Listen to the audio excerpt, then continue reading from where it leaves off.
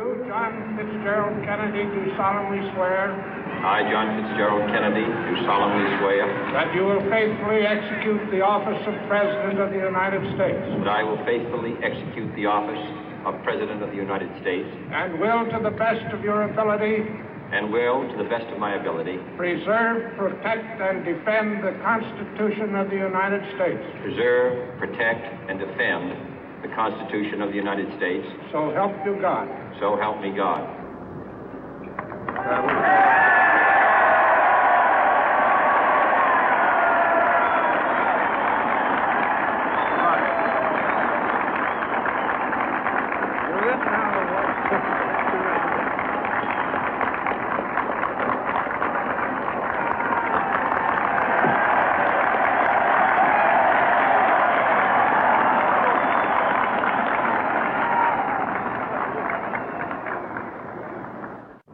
Vice President Johnson, Mr. Speaker, Mr. Chief Justice, President Eisenhower, Vice President Nixon, President Truman, Reverend clergy, fellow citizens.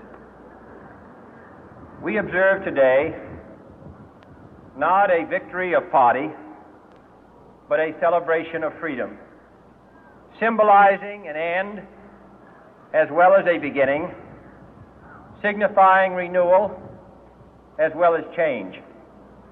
For I have sworn before you and Almighty God the same solemn oath our forebears prescribed nearly a century and 3/4 ago. The world is very different now, for man holds in his mortal hands the power to abolish all forms of human poverty and all forms of human life. And yet the same revolutionary beliefs for which our forebears fought are still at issue around the globe. The belief that the rights of man come not from the generosity of the state, but from the hand of God. We dare not forget today that we are the heirs of that first revolution. Let the word go forth from this time and place to friend and foe alike that the torch has been passed to a new generation of Americans born in this century, tempered by war, disciplined by a hard and bitter peace, proud of our ancient heritage, and unwilling to witness or permit the slow undoing of those human rights to which this nation has always been committed and to which we are committed today at home and around the world.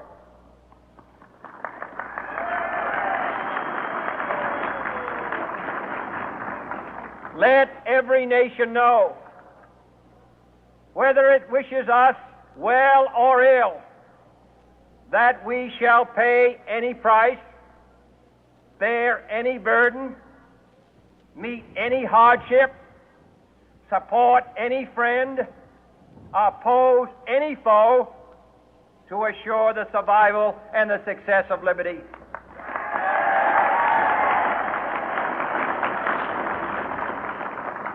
This much we pledge and more.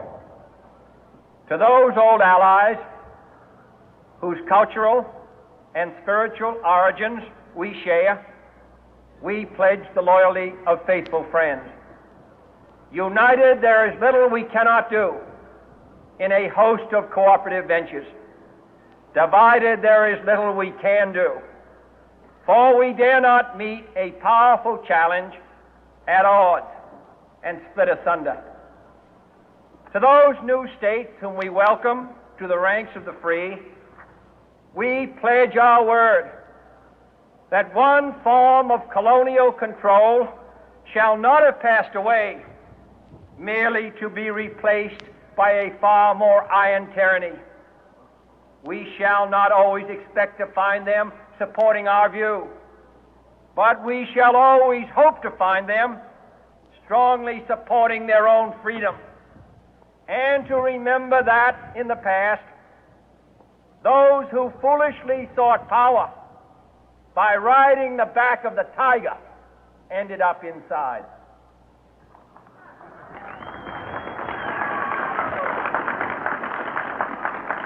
To those people in the huts and villages of half the globe struggling to break the bonds of mass misery, we pledge our best efforts to help them help themselves for whatever period is required, not because the communists may be doing it, not because we seek their votes, but because it is right.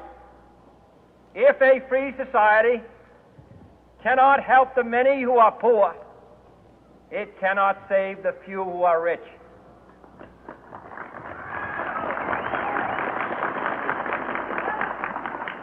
To our sister republics south of our border, we offer a special pledge to convert our good words into good deeds, in a new alliance for progress, to assist free men and free governments in casting off the chains of poverty.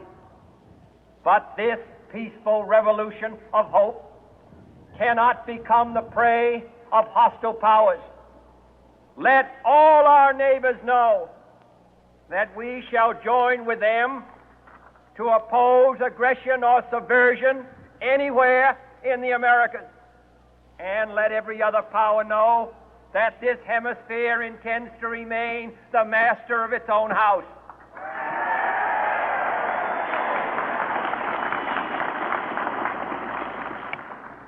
To that World Assembly of Sovereign States, the United Nations, our last best hope, in an age where the instruments of war have far outpaced the instruments of peace, we renew our pledge of support to prevent it from becoming merely a forum for invective, to strengthen its shield of the new and the weak, and to enlarge the area in which its writ may run.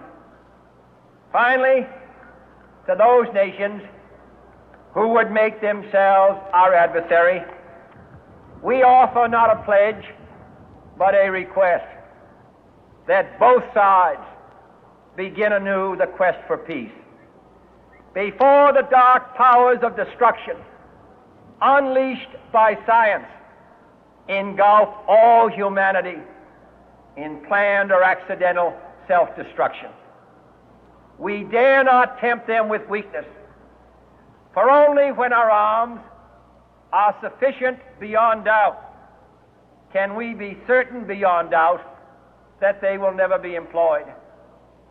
But neither can two great and powerful groups of nations take comfort from our present course, both sides overburdened by the cost of modern weapons, both rightly alarmed by the steady spread of the deadly atom, yet both racing to alter that uncertain balance of terror that stays the hand of mankind's final war. So let us begin anew, remembering on both sides that civility is not a sign of weakness, and sincerity is always subject to proof. Let us never negotiate out of fear, but let us never fear to negotiate.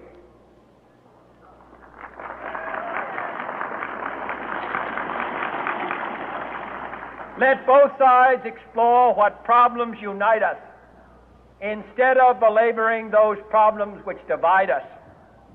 Let both sides, for the first time, formulate serious and precise proposals for the inspection and control of arms, and bring the absolute power to destroy other nations under the absolute control of all nations.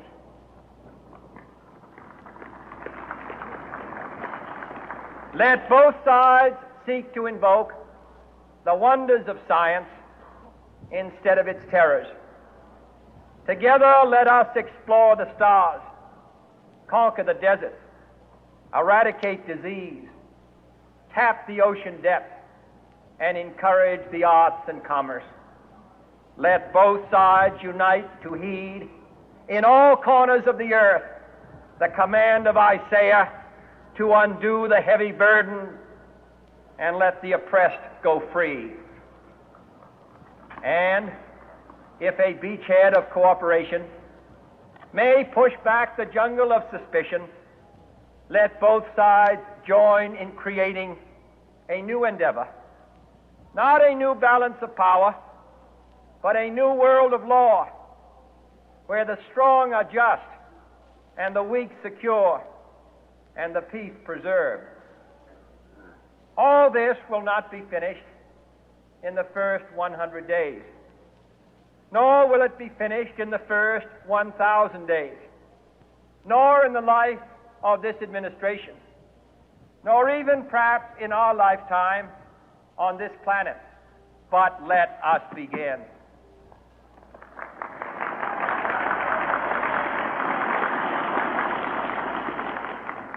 In your hands, my fellow citizens, more than mine, will rest the final success or failure of our course.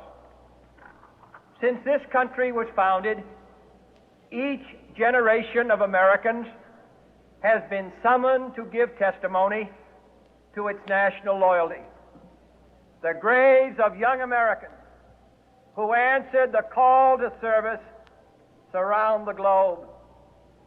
Now the trumpet summons us again, not as a call to bear arms, though arms we need, not as a call to battle, though in battle we are, but a call to bear the burden of a long twilight struggle, year in and year out, rejoicing in hope, patient in tribulation, a struggle against the common enemies of man, tyranny, poverty, disease, and war itself.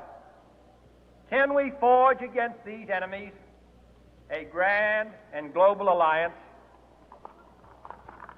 north and south, east and west, that can assure a more fruitful life for all mankind? Will you join in that historic effort?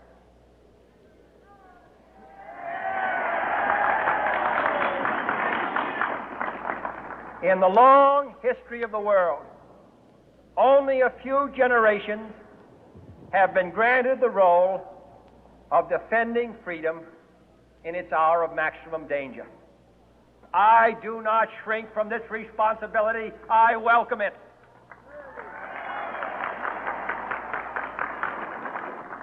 I do not believe that any of us would exchange places with any other people or any other generation. The energy, the faith, the devotion which we bring to this endeavor will light our country and all who serve it. And the glow from that fire can truly light the world. And so, my fellow Americans, ask not what your country can do for you. Ask what you can do for your country.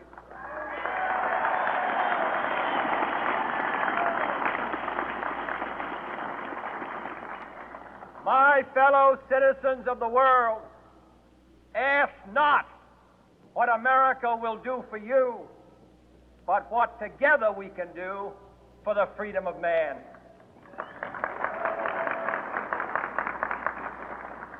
Finally, whether you are citizens of America or citizens of the world, ask of us here the same high standards of strength and sacrifice which we ask of you. With a good conscience, our only sure reward, with history the final judge of our deeds, let us go forth to lead the land we love, asking His blessing and His help, but knowing that here on earth God's work must truly be our own.